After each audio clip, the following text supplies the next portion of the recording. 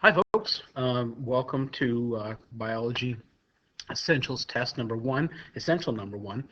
And it says name and describe what is happening in each of the following during the cell cycle. And you'll notice that we've got A, B, C, D. Typically, the smallest one that we drew on the board was our M phase. And so section A, B, and C are all interphase. And if you remember, there's three subsections. This is G1, this is S phase, and this is G2. So what I think we'll do here is we'll just kind of, to make this essential work for us, I'm going to say that A is the G1 phase.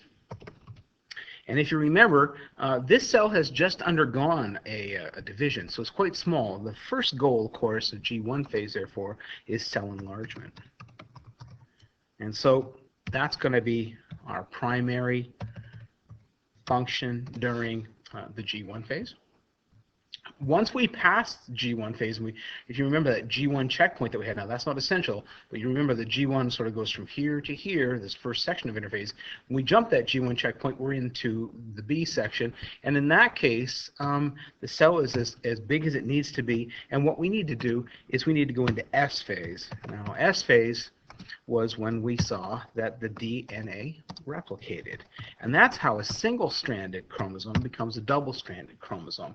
Up to this point, these were all single-stranded chromosomes. And once they jump over, now each chromosome's got two chromatids because each chromosome, single one, replicated and became a double one. That takes quite a while. And by the time that's done and B phase is done here, we're pretty much ready to start the process. We're as large as we need to be. We have a double amount of chromosome. Now we have some housekeeping to do. Now what we've got to do is we've got to replicate organelles. We've got to get proteins together. We've got to start this process off.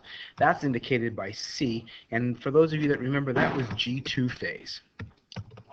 And so we refer to that as final preparations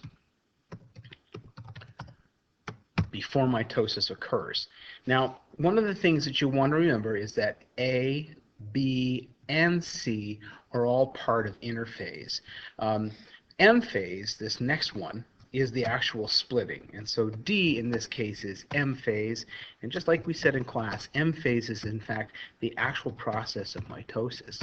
Now don't get confused because that doesn't necessarily mean the cell splitting. What that means is that is nuclear division.